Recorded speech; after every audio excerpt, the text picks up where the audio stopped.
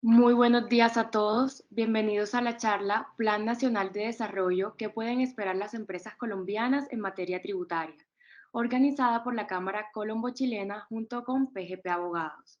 Mi nombre es María Lucía Fuentes, profesional en comunicaciones de la Cámara y los estaré acompañando el día de hoy. Hoy está con nosotros María Camila Cuña Castro, quien es abogada y especialista en Derecho Tributario de la Universidad Externado de Colombia, con experiencia en litigio tributario y consultoría de impuestos nacionales y territoriales. María Camila es abogada del área de impuestos de PGP Abogados. Les recuerdo que pueden dejar sus preguntas en el chat para que al final la expositora las pueda contestar. Sin más preámbulos, le cedo la palabra a María Camila para dar inicio a la charla. Buen día, María Camila. Bueno, buenos días para todos. Muchas gracias por esta invitación. Tal como le decías, María Lucía, lo que queremos hoy es hablar un poco del nuevo Plan Nacional de Desarrollo que fue aprobado pues ya el pasado 5 de mayo. Y el Plan Nacional de Desarrollo es la ruta que tiene el gobierno para poder, digamos, desarrollar y continuar con los objetivos que tiene. Em, es una presentación muy sucinta. La idea es que revisemos como los temas precisamente tributarios que trae el Plan Nacional de Desarrollo, qué trae nuevo, qué trae diferente, qué cambió, qué sigue igual, y seguramente posibles consecuencias. Como lo dice María Lucía, al finalizar, pues la charla podremos contestar las preguntas que tengan. Entonces, para que por favor las dejen ahí en el chat. Ya voy a compartir mi pantalla para que iniciemos. ¿Me confirman, porfa, si ahí la están viendo? Sí, María Camila, ahí está, se está viendo la presentación. Listo, perfecto. Entonces,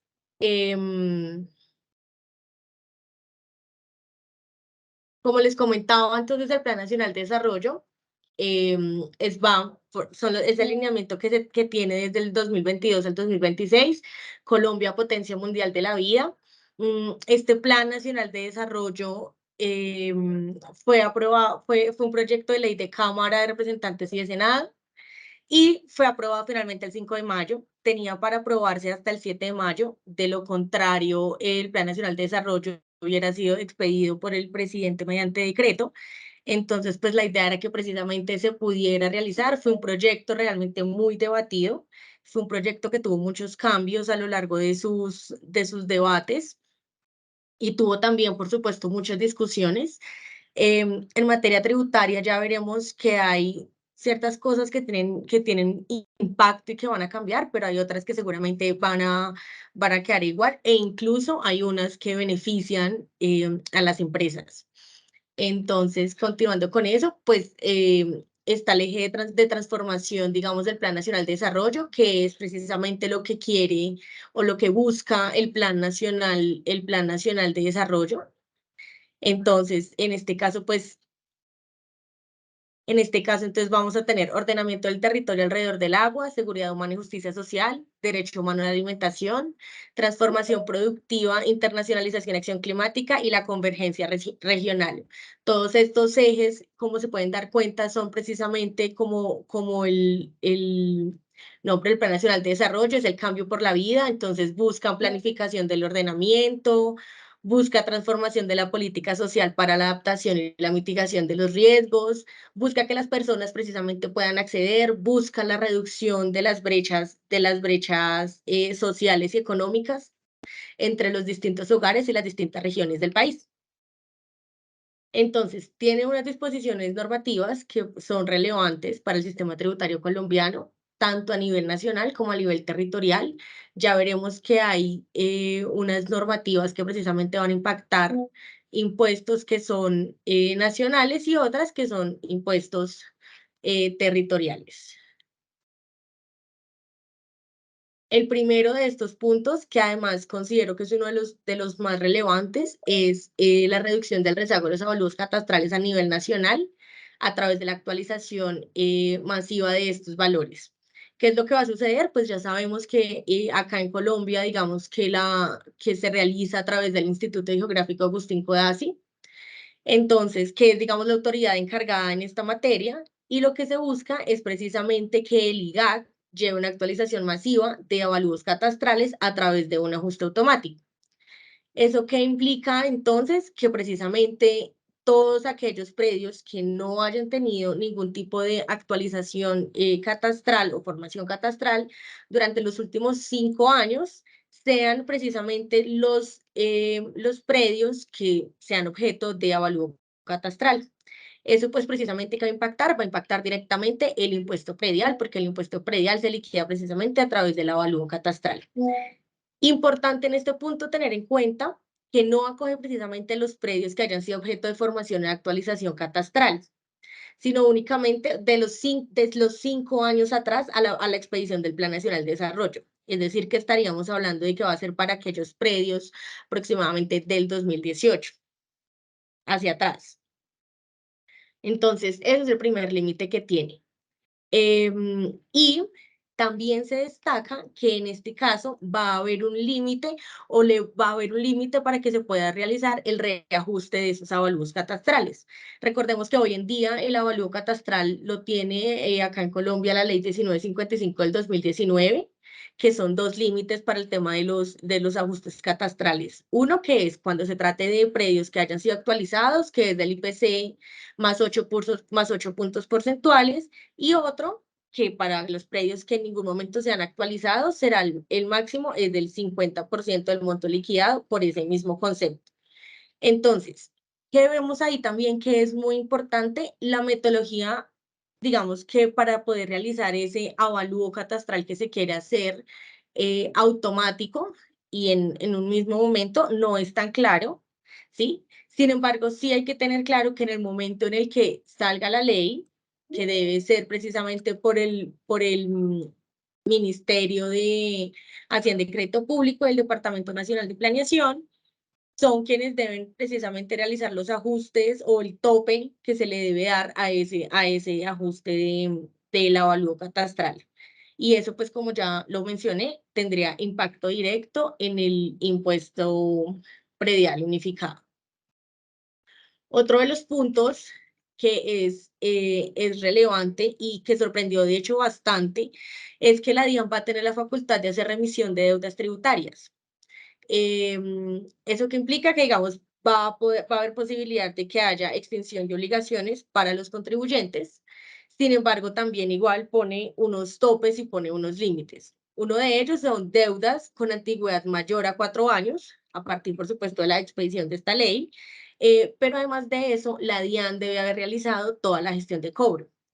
Entonces recae una responsabilidad grande sobre la DIAN para realizar pues todo el tema de la gestión del cobro. Eso implica bueno, seguramente todo lo que esto lleva, un mandamiento de pago por un acto administrativo del que haya algún tipo de deuda y que dado la que haya habido respuesta o no al mandamiento de pago, además, pues haya habido por lo menos una resolución que ordene la ejecución dentro de ese procedimiento de cobro. ¿Qué va a pasar? Que seguramente en ese momento, al momento en el que la DIAN intente hacer el embargo o el secuestro de los bienes, que es, digamos, como la parte final de los procesos de cobro, ya no va a poder hacer nada la administración, entonces en ese momento y luego de haber realizado precisamente toda la gestión del cobro, entonces se pueda llevar a cabo esta remisión de las deudas. Esto es muy clara la ley en esto y es una facultad de la DIAN. Al ser una facultad y a ser optativo, no es seguro que precisamente la DIAN vaya a iniciar, pues, digamos, con ese procedimiento. Sin embargo, por lo menos ya se da la facultad y se le da también, entonces, también que sería una posibilidad muy buena para el contribuyente de, pues, poder precisamente, digamos, extinguir esas deudas que tiene por una antigüedad que, como lo reitero, es mayor a 4 años. Otro de los puntos importantes, y esto es sobre todo para el tema de las entidades estatales, es la movilización de los activos. ¿Qué es lo que sucede, digamos, con la movilización de los activos? Em, con la ley 1450 del 2011 se permite entonces precisamente a las entidades, a las entidades públicas del orden nacional que puedan ceder carteras que tengan con más de 180 días vencidas. Se le cede al colector de activos públicos, denominado CISA, para que pues él precisamente la gestione. Esa cesión, al tratarse pues de entidades públicas del orden nacional, se hace a través de contratos interadministrativos. Entonces, ¿qué es lo que va a pasar? Que entonces esas entidades, digamos, esa transferencia que se realice, se podrá hacer a título gratuito a través de acto administrativo y los inmuebles van a poder quedar saneados. ¿Qué implica entonces precisamente esto? Que puede haber un registro de la transferencia de esos inmuebles entre las entidades públicas y el CISA, lo que implica entonces que haya una precisamente esta movilización de activos, sea precisamente o esta norma sea propiamente, sobre todo para entidades públicas. Y que se haga de manera exenta de los gastos y de los impuestos y de todos los impuestos nacionales a los que se encuentre asociado esa transferencia de inmuebles. Otro de los puntos que ha sido bien importante en este caso así es el tema del alumbrado público rural, como les comentaba al inicio, el Plan Nacional de Desarrollo, que es muy social, o digamos lo que quiere es precisamente empezar a disminuir muchas brechas sociales. Entonces, a través de este alumbrado público, se incorpora una sobretasa a los predios que se encuentran ubicados en la zona rural. ¿Eso qué implica? El impuesto al alumbrado público sobre los predios ubicados en zonas rurales que no se encuentren beneficiados precisamente con ese servicio.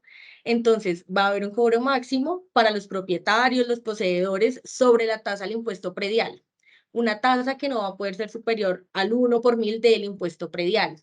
Entonces, ¿qué es lo que se busca en este caso? Pues precisamente se busca el beneficio de los predios que precisamente no sean rurales, además, que no se beneficien del servicio.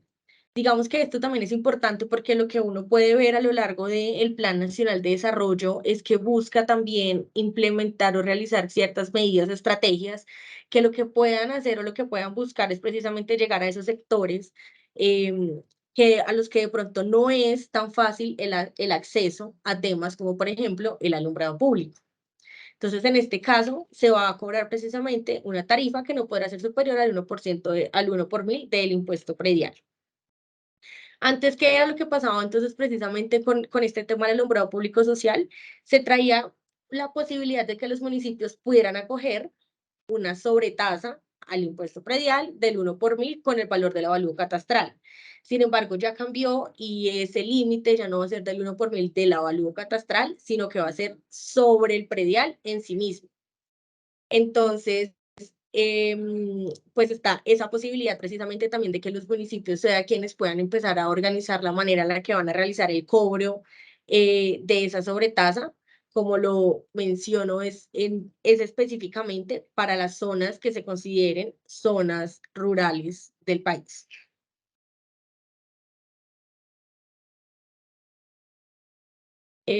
Vamos a pasar a otro tema que me pareció muy importante. Estos temas sobre todo son, yo creo que los puntos más importantes que trae el Plan Nacional de Desarrollo en materia tributaria, porque además traen beneficios.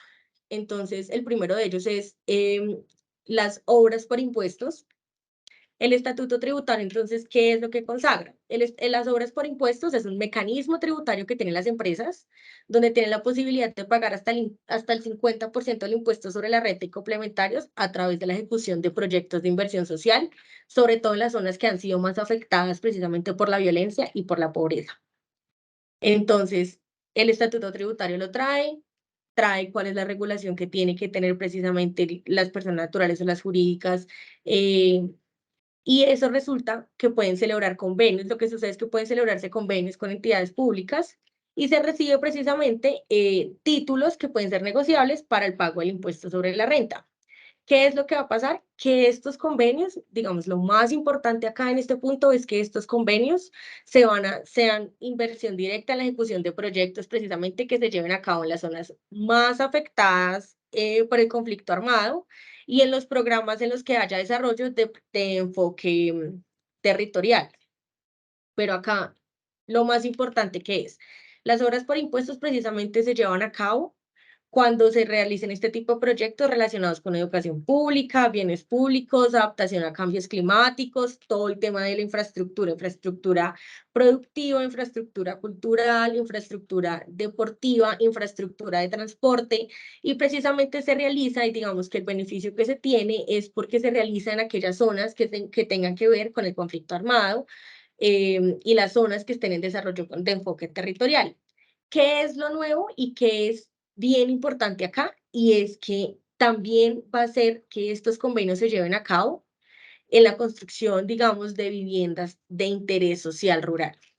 Entonces, las viviendas de interés social rural son aquellas viviendas que se encuentran clasificadas, donde en el plan de ordenamiento territorial se encuentra ese suelo clasificado como rural.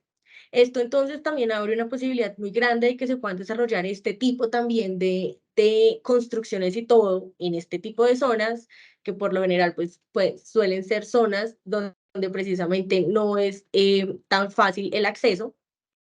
Entonces, va a permitirse precisamente que este beneficio tributario se lleve a cabo con la construcción de viviendas de interés social rural, lo que abre entonces también un espacio muy amplio para que se pueda desarrollar este tipo de construcciones, ¿no? Y además de eso, esto es nuevo y también es bien importante, y es que se va a permitir que cuando se trate de obras por impuestos, en los casos de fuerza mayor, en los que no se pueda completar la obra por alguna razón que tenga que ver con fuerza mayor, se tiene que demostrar, por supuesto, la fuerza mayor, se haga la liquidación precisamente del patrimonio autónomo y ese valor sea imputado al impuesto del periodo del periodo siguiente solicitado por el contribuyente. ¿Qué va a pasar? Por supuesto que en caso de que no se pueda llevar a cabo la obra digamos, la obra a través de obras por impuestos, entonces habrá que ir a la administración tributaria va a expedir un acto y la sociedad fiduciaria, encargada, digamos, del proyecto, tendrá que liquidar el patrimonio autónomo. ¿Qué va a hacer la DIAN? La DIAN entonces lo que va a hacer es extinguir esa obligación tributaria y va a imputar los valores consignados por la fiduciaria y el valor certificado por la fiduciaria como imputado, donde incluya gastos como, por ejemplo, los gastos de administración. Esto también es nuevo y es un beneficio para quienes realicen obras por impuestos, sobre todo porque ya por lo menos, obviamente la idea es que se lleven a cabo los proyectos, pero si en dado caso no es posible realizarlo, por lo menos ese dinero que ya se hubo posterior a la liquidación pueda ser utilizado también para el pago de los impuestos. Es entonces también una responsabilidad más que recae sobre la DIAN, así como ya lo veíamos anteriormente, porque en este caso tendrá que hacer todo lo que, digamos, todo el procedimiento respectivo para poder aceptar la extinción de la obligación tributaria y además realizar las correspondientes imputaciones de los valores que hayan sido pagados. Eso en horas por impuestos. El beneficio de auditoría también es un beneficio tributario y es un incentivo para que los contribuyentes paguen más, pero paguen más impuestos sobre la renta, pero lo realicen de manera voluntaria. ¿Qué es lo que sucede? Este impuesto estaba solo contemplado para las dos vigencias, 2022 y 2023. Eso fue lo que nos dio la reforma tributaria. Entonces señalaba que si el impuesto se incrementó en un 35% respecto al periodo anterior, la firmeza de esa declaración es de 6 meses. Mientras que si el incremento es del 25%, la firmeza será de 12 meses. Recordemos que por regla general la firmeza de las declaraciones tributarias es de 3 años y eso implica que la administración tiene 3 años para realizar el proceso de fiscalización de todas las declaraciones tributarias. Entonces, el beneficio de auditoría precisamente viene en que uno diga, listo, pago un poco más de mi impuesto sobre la renta, pero yo sé que pasados o 6 meses o pasados 12 meses, la administración ya no me puede, digamos, cuestionar nada de lo que yo como contribuyente le haya presentado en mi declaración de renta. Y esa es la ventaja que precisamente trae. Seguramente es un beneficio el que muchas empresas se acogen, y el beneficio, digamos, acá también es que se va a ampliar las vigencias para las que estaba proyectado. Ya no va a ser únicamente para el 2022 y el 2023, sino que va a ser por las próximas 3 vigencias fiscales, que va a ser 2024, 2025 y 2026. Eso entonces también amplía como la posibilidad de que las empresas puedan empezar a organizarse en su declaración del impuesto sobre la renta para que sea una posibilidad acogerse a ese beneficio de auditoría, que como ya se sabe, un incremento, la norma lo trae, si el incremento es del 35%, será una firmeza de 6 meses, y el incremento en el año inmediatamente anterior es del 25%, serán 12 meses. Eso entonces ya va a depender de la organización que haya y de la planeación que se realice, pues, por supuesto, con las empresas. Em, pero digamos que lo que se busca acá es que precisamente la DIAN después no cuestione de ninguna manera las declaraciones de renta. Entonces, por eso el beneficio es disminuir o acortar el tiempo que se tiene para que la DIAN pueda pues fiscalizar mi declaración de renta. Se trae entonces precisamente el concepto de vivienda de interés social. Y resulta que se estaba buscando modificar el valor de las viviendas de interés prioritario y las viviendas de interés social a un estándar que fuera en VTs, o sea, en unidades de valor tributario. ¿Qué es lo que sucede? Que precisamente la norma nos trae cuáles son los topes para que una vivienda pueda ser considerada de interés social o vivienda de interés privado. Sin embargo, se mantuvo en este caso, que es bien importante, y es la vivienda se va a mantener en salarios mínimos, no se va a mantener en VTs. Eso es bien importante y seguramente después el impacto se va a ver porque la VT o la unidad de valor tributario se maneja con la fluctuación de la inflación, lo que no sucede de la misma manera y en la misma medida con el aumento de los salarios mínimos. Entonces, está la posibilidad de que digamos, que cuando se realice la actualización en salarios mínimos, haya un poco más de aumento que lo que podría generarse si se da en VT. Entonces, seguramente lo que se puede esperar ahí es que el valor crezca en un monto que sea superior a un poco, quizás el IPC. Y los requisitos, digamos que sí van a ser los mismos que ya se han traído de los años anteriores.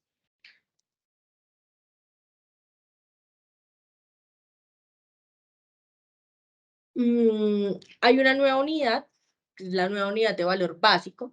Es una nueva unidad de valor general para todos los cálculos que se realicen de ahora en adelante. ¿Eso que implica? Digamos que lo que uno puede ver es que va a ser una unidad similar a la que se utiliza precisamente en materia tributaria, que es en VTs. Por ejemplo, muchas veces se calculan sanciones en VTs, cuánto vale la VT, la manera en la que se realizan las fórmulas, por ejemplo, para determinar ciertos cálculos también es en VTs. Lo que va a suceder acá es que va a estar la unidad de valor básico para conceptos precisamente que se vayan a manejar en finanzas públicas: sanciones, multas, otro tipo de tarifa, requisitos de capital, todo lo que no tenga que ver. De hecho, la norma es muy clara en decirlo, eh, todo lo que no tenga que ver básicamente con el tema de temas tributarios, ni con lo que tenga que ver con la definición de las viviendas de interés social. Todo lo que no sea con eso va a empezar a manejarse bajo la unidad de valor básico. Pero la unidad de valor básico se va a calcular con el IPC, que esa también es otra diferencia, como lo mencionaba anteriormente, frente al cálculo que se realiza con la VT o la unidad de valor tributario. Lo que pasa es que ahí, en ese cálculo, además, también es muy importante tener en cuenta que el IPC no va a tener en cuenta ni los alimentos ni los regulados, porque, por ejemplo, los alimentos suelen tener en ocasiones una inflación muy alta. Entonces, esta unidad de valor básico se va a calcular con el IPC, pero se va a calcular sin los alimentos. Otro tema que es acá bien importante es la reducción del aporte a salud a cargo de los pensionados. la disminución que va a haber del 12% al 10%. Inicia a regir a partir del 2024, pero únicamente para los pensionados que deben entre 2 y 3 salarios mínimos. Eso entonces, ¿qué va a suceder? Por supuesto que lo deja previa reglamentación del gobierno nacional, entonces está a manos del Congreso que se pueda precisamente y estará dentro de la agenda social que debe presentar el Congreso de la República para poder regular, digamos, a través de ley, la disminución en este aporte a salud del 12 al 10%. Em, Vamos a tener también entonces este incentivo a la creación de permanencia de nuevos empleos formales. ¿Qué fue lo que sucedió durante la pandemia, digamos, con el COVID-19? Se le permitió, digamos, a las empresas ciertos incentivos para continuar con la contratación a través, por supuesto, del empleo formal. Entonces, fue un incentivo además usado para poder financiar costos laborales como los pagos a la seguridad social y los pagos para fiscales que tienen que realizar las empresas a sus trabajadores. ¿Cuál fue ese beneficio y qué es lo que trae de nuevo entonces precisamente esta ley? Para todos los trabajadores que estaban entre los 18 y los 28 años de edad, el empleado recibiría como incentivo un aporte estatal el 25% de un salario mínimo legal por cada trabajador adicional que contrataran entre los 18 y los 28 años. Si eran trabajadores adicionales que no correspondían, digamos, al rango de edad entre los 18 y los 22 y que devengaran hasta 3 salarios mínimos, el empleador recibiría como aporte estatal el 10% de un salario mínimo. Entonces, si el rango era entre 18 y los 28, el aporte estatal, 25% sobre un salario mínimo. Si no se encontraba dentro de este rango de edades, 10% de un salario mínimo.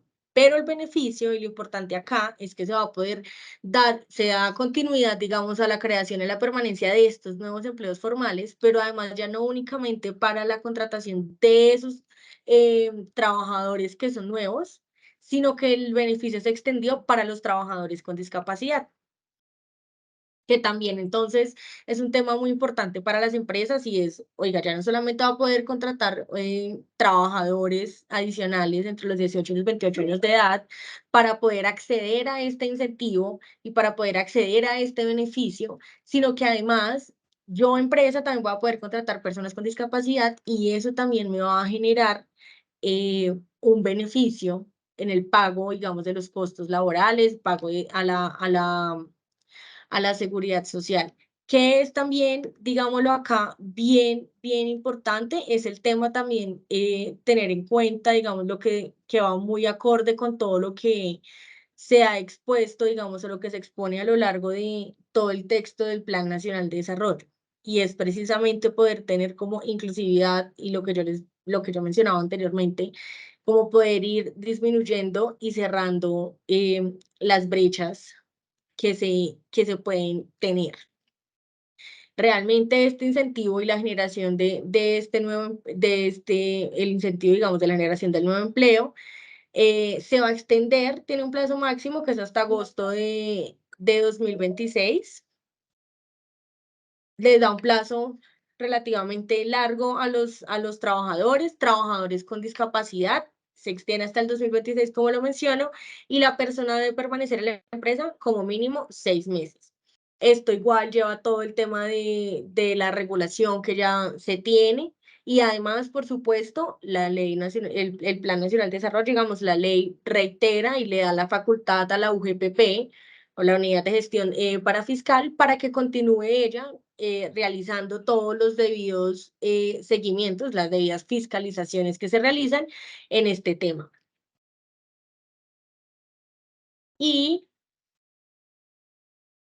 los últimos, digamos, como puntos claves y que me parecieron realmente muy importante es, el primero es la contribución por los servicios de los parqueaderos.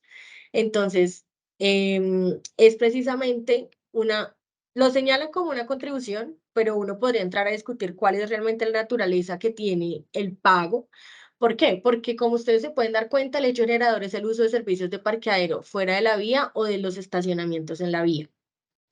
Entonces, eso viene de hecho de los últimos 3 planes de desarrollo pero la naturaleza podría ser un poco más a un impuesto, porque realmente no hay una contraprestación directa, no hay una contraprestación que se realice o que perciba, digamos, el contribuyente por el pago de eso, sino que simplemente es un valor que se cobra por poder usar un servicio de estacionamiento o fuera del estacionamiento, mejor dicho, de una vía.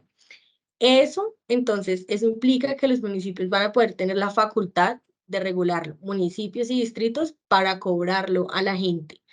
Entonces, y como se pueden dar cuenta, de hecho, viene desde 3 planes de desarrollo anteriores. Entonces, no es una normativa que uno podría considerar que fuera reciente. Sin embargo, sí señala que no se va a poder cobrar sobre tasa sobre esa contribución que está ahí señalando.